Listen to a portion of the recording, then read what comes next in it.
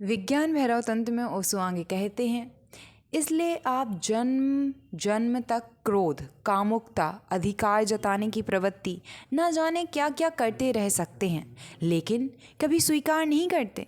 यह मन का एक छल है। आप जो कुछ भी करते हैं वह केवल बाहरी आवरण पर होता है। केंद्र में आप अच्छे बने रहते हैं। यदि आप स्वीकार कर लेते हैं कि मुझे क्रोध है, तो केंद्र में आप बुरे हो जाते हैं। तब वह केवल क्रोध करने का प्रश्न नहीं रह जाता, तब वह क्षणिक नहीं होता, बल्कि तब क्रोध अपने स्वभाव का हिस्सा बन जाता है। तब ऐसा नहीं होता कि कोई आपको क्रोधित कर दे, भले ही आप अकेले हों, क्रोध मौजूद रहता है। जब आप क्रोधित नहीं हो रहे होते तब भी क्रोध मौजूद है, क्योंकि क्रोध आपकी ऊर्जा है, आपका ही एक हिस्सा है। ऐसा नहीं है कि यह कभी भड़क उठता है फिर शांत हो जाता है। नहीं, यह तब तक भड़क नहीं सकता जब तक यह हमेशा मौजूद ना रहे। आप इस बत्ती को बुझा सकते हैं, आप इस बत्ती को जला सकते हैं, लेकिन धारा निरंतर बनी रहनी चाहिए। यदि धारा नहीं है तो आप इसे चालू बंद नहीं कर सकते। क्रोध की धारा हमेशा मौजूद रहती है, कामुकता की धारा हमेशा मौजूद रहती है, लोभ की धारा हमेशा मौजूद रहती है। आप इसे चालू कर सकते हैं, आप इसे बंद कर सकते हैं। परिस्थितियों के अनुसार आप बदलते हैं, लेकिन भीतर से आप वही रहते हैं। स्वीकार करने का अर्थ है कि क्रोध कोई क्रिया नहीं है, बल्कि आप ही क्रोध हैं। कामुकता मात्र एक क्रिया नहीं है, आप ही कामुकता हैं। लोभ मात्र एक क्रिया नहीं है, आप ही लोभ हैं। इसे स्वीकार करने का अर्थ है आत्म छवि को त्याग देना। और हम सभी ने सुंदर आत्म छवियाँ बनाई हैं। हर किसी ने एक सुंदर आत्म छवि बनाई है, बिल्कुल सुंदर। और आप जो कुछ भी करते हैं वह इसे कभी छूटता नहीं है। आप इसकी रक्षा करते रहते हैं। छवि सुरक्षित रहती है, इसलिए आपको अच्छा लगता है। यही कारण है कि आप क्रोधित हो सकते हैं, आप कामुक हो सकते हैं और आप विचलित नहीं होते। लेकिन यदि आप स्वीकार करते हैं और कहते हैं मैं कामुकता हूँ, मैं क्रोध हूँ, मैं लोभ हूँ, तो आपकी आत्म छवि तुरंत नष्ट हो जाती है। तंत्र कहता है पहला कदम है सबसे कठिन। आप जो कुछ भी हैं उसे स्वीकार करें। कभी कभी हम स्वीकार करने का प्रयास करते हैं, लेकिन जब भी हम स्वीकार करते हैं तो हम इसे बहुत सोची समझी रणनीति से करते हैं। हमारी धूर्तता गहरी और सूक्ष्म है, और मन के पास धोखे देने के बहुत सूक्ष्म तरीके हैं। कभी कभी आप स्वीकार करते हैं और कहते हैं हाँ, मुझे गुस्सा आ रहा है, लेकिन आप इसे स्वीकार करते हैं तो आप स्वीकार करते हैं कि जब आप गुस्से से ऊपर उठने के बारे में सोचते हैं तब आप स्वीकार करते हैं और कहते हैं ठीक है, मुझे गुस्सा आ रहा है, अब मुझे बताओ कि इससे आगे कैसे बढ़ा जाए। आप यौन संबंध को केवल गैर यौनिक होने के लिए स्वीकार करते हैं। जब भी आप कुछ और बनने की कोशिश करते हैं तो आप उसे स्वीकार कर पाते हैं, क्योंकि आपकी आत्म छवि फिर से भविष्य द्वारा ही बनी रहती है। आप हिंसक और अहिंसक बनने का प्रयास कर रहे हैं, इसलिए आप इसे स्वीकार करते हैं और कहते हैं ठीक है, मैं हिंसक हूँ, आज मैं हिंसक हूँ, लेकिन कल मैं अहिंसक हो जाऊँगा। आप अहिंसक कैसे बनेंगे? आप इस आत्म छवि को भविष्य के लिए टाल देते हैं। आप अपने बारे में वर्तमान में नहीं सोचते, आप हमेशा आदर्शों के बारे में सोचते हैं, अहिंसा, प्रेम और करुणा के बारे में। फिर आप भविष्य में खो जाते हैं। यह वर्तमान तो बस अतीत बनने के लिए है। आपका वास्तविक स्वरूप भविष्य में है, इसलिए आप खुद को आदर्शों से जोड़ते रहते हैं। वे आदर्श भी वास्तविकता को नहीं स्वीकार करने के तरीके हैं। आप हिंसक हैं, यह सच्चाई है, और वर्तमान ही एकमात्र अस्तित्व है, भविष्य नहीं। आपके आदर्श केवल सपने हैं, वे मन को टालने, मन को कहीं और केंद्रित करने की चाल है। आप हिंसक हैं, यही सच्चाई है, इसलिए इसे स्वीकार करें और अहिंसक बनने का प्रयास करें। आप हिंसक हैं, यही सही सच्चाई है, इसलिए इसे स्वीकार करें और अहिंसक बनने का प्रयास ना करें। एक अहिंसक मन हिंसक नहीं बन सकता और एक हिंसक मन अहिंसक नहीं बन सकता।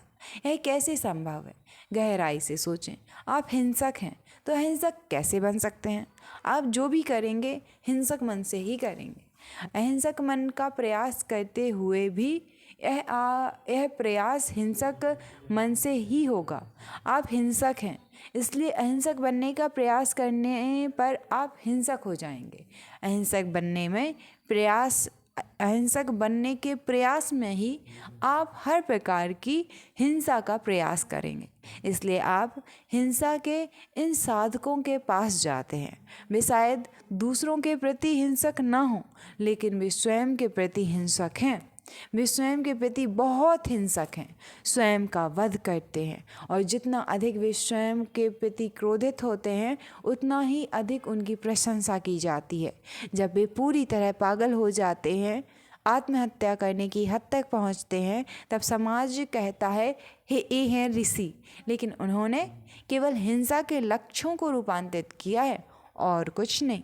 वे किसी और के प्रति हिंसक थे, अब भी स्वयं के प्रति हिंसक हैं, लेकिन हिंसा तो मौजूद है। और जब आप किसी और के प्रति हिंसक होते हैं तो कानून रक्षा कर सकता है, न्यायालय सहायता कर सकता है, समाज आपकी निंदा करेगा।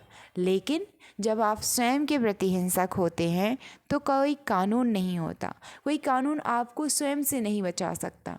जब इंसान खुद से लड़ता है तो कोई बचाव नहीं, कुछ नहीं किया जा सकता और किसी को परवाह भी नहीं कुछ करने की, क्योंकि यह तुम्हारा अपना निजी मामला है। इसमें किसी और का कोई लेना देना नहीं है, यह तुम्हारा निजी मामला है। तथाकथित साधु, तथाकथित संत, वे खुद के ही खिलाफ हिंसक होते हैं। किसी को कोई दिलचस्पी नहीं है, वे कहते हैं ठीक है करते रहो, यह तुम्हारा निजी मामला है। अगर तुम्हारा मन लोभ से भरा है तो तुम लोभ मुक्त कैसे हो सकते हो? लोभग्रस्त मन लोभग्रस्त ही रहेगा।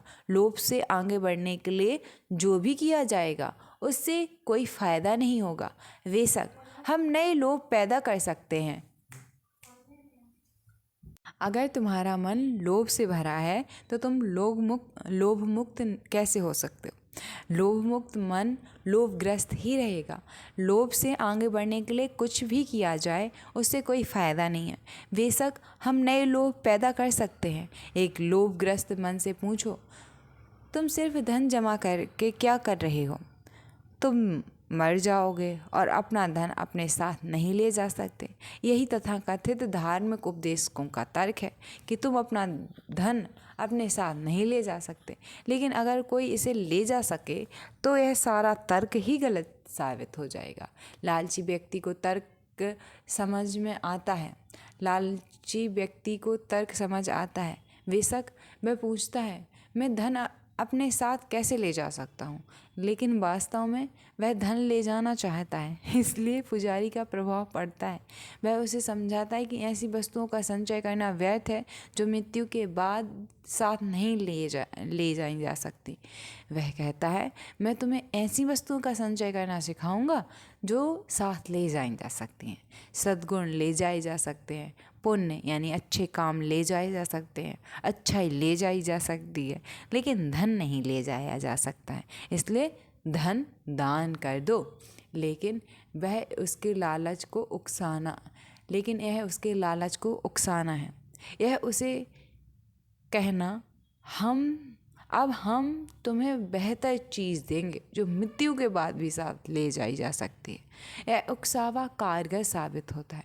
लालची व्यक्ति सोचता है, आप सही कह रहे हैं, मृत्यु तो है ही और इसके बाद में कुछ नहीं किया जा सकता, इसलिए मुझे कुछ ऐसा करना चाहिए जो मृत्यु के बाद भी साथ ले जाया जा सके। मुझे परलोक में किसी प्रकार का बैंक बैलेंस बनाना ही होगा। यह संसार यह बैंक बैलेंस है, मेरे साथ हमेशा नहीं रह सकता। वह इस तरह बातें करता रहता है। शास्त्रों को पढ़िए,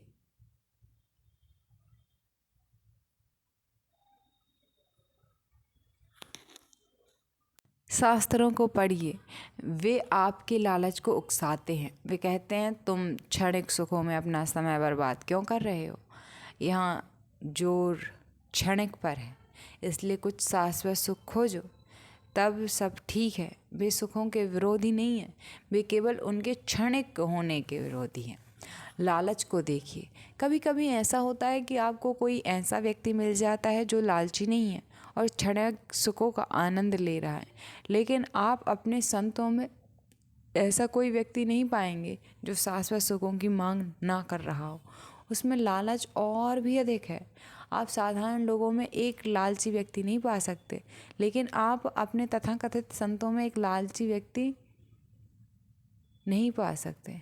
वे भी सुख चाहते हैं, लेकिन वे आपसे अधिक लालची हैं। आप क्षणिक सुखों से संतुष्ट होते हैं, वे क्षणिक सुखों से संतुष्ट नहीं होते हैं। उनका लालच बड़ा है, उनका लालच केवल शाश्वत सुखों से ही संतुष्ट हो सकता है।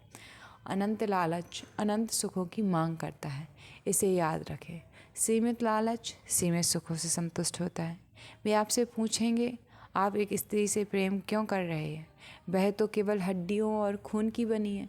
जिस स्त्री से आप प्रेम करते हैं उसे गहराई से देखें, वह क्या है। वे स्त्री के विरुद्ध नहीं है, वे हड्डियों के विरुद्ध हैं, रक्त के विरुद्ध हैं, शरीर के विरुद्ध है। लेकिन यदि स्त्री सोने की हो तो ठीक है, वे सोने की स्त्रियां मांग रहे हैं, वे संसार में नहीं, इसलिए वे एक दूसरा संसार बनाते हैं। वे कहते हैं स्वर्ग में सोने की अप्सराएं हैं, सुंदर और कभी बूढ़ी नहीं होती।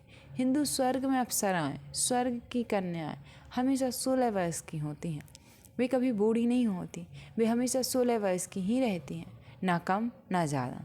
तो आप इस साधारण स्त्रियों पर अपना समय क्यों बर्बाद कर रहे हैं। स्वर्ग के बारे में सोचिए, वे सुख के विरुद्ध नहीं हैं, वास्तव में वे क्षणिक सुख के विरुद्ध हैं। यदि ईश्वर किसी सनक में इस संसार को शाश्वत सुख दे दे तो आपका धर्म तुरंत ढह जाएगा, उसका सारा आकर्षण समाप्त हो जाएगा। यदि किसी तरह बैंक खाते मृत्यु के बाद भी बने रह सकते तो परलोक में कोई भी बैंक खाता बनाने में रुचि नहीं रखेगा। इसलिए मृत्यु पुरोहितों के लिए बड़ी सहायता करती है। एक लालची व्यक्ति हमेशा दूसरे लालच की ओर आकर्षित होता है। यदि आप उसे समझा दें और विश्वास दिला दें कि उसका लालच ही उसके दुखों का कारण है, और यदि वह लालच छोड़ दे तो उसे आनंदमय अवस्था प्राप्त होगी, तो वह शायद कोशिश करे, क्योंकि अब आप वास्तव में उसके लालच के विरुद्ध नहीं हैं, आप उसके लालच को नए आयाम दे रहे हैं। वह लालच के नए आयामों में प्रवेश कर सकता है। इसलिए तंत्र कहता है कि लालची मन लालच मुक्त नहीं हो सकता, हिंसक मन अहिंसक नहीं हो सकता। लेकिन यह बहुत निराशाजनक लगता है। यदि ऐसा है तो कुछ नहीं किया जा सकता, फिर तंत्र का क्या अर्थ है। यदि लालची मन लालच मुक्त नहीं हो सकता, हिंसक मन अहिंसक नहीं हो सकता, और काम वासना से ग्रसित मन काम वासना से परे नहीं जा सकता, तो फिर क्या किया जा सकता है। तो तंत्र का क्या अर्थ है। तंत्र यह नहीं कहता कि कुछ नहीं किया जा सकता, कुछ किया जा सकता है, लेकिन उसका आयाम बिल्कुल अलग है। लालची मन को यह समझाना होगा कि लालची ही है और इसे स्वीकार करना होगा। लालच से मुक्त होने का प्रयास नहीं करना। लालची मन को अपने भीतर गहराई तक उतरने, अपने लालच की गहराई को समझना जरूरी है। उससे दूर नहीं भागना, बल्कि उसके साथ बने रहना। आदर्शों में नहीं भटकना, विरोधाभासी आदर्श नहीं, विपरीत आदर्शों में नहीं, बल्कि वर्तमान में बने रहना। लालच में लीन रहना, लालच में जानना, लालच को समझना और किसी भी तरह उससे भागने का प्रयास नहीं करना। यदि आप अपने लालच के बने रह सकते हैं तो बहुत कुछ होगा। यदि आप अपने लालच, अपनी कामुकता, अपने क्रोध के साथ बने रह सकते हैं तो आपका अहंकार विलीन हो जाएगा। यह पहली बात होगी और यह कितना बड़ा चमत्कार है। बहुत से लोग मेरे पास आते हैं और पूछते हैं कि अहंकार रहित कैसे बने। आप तब तक अहंकार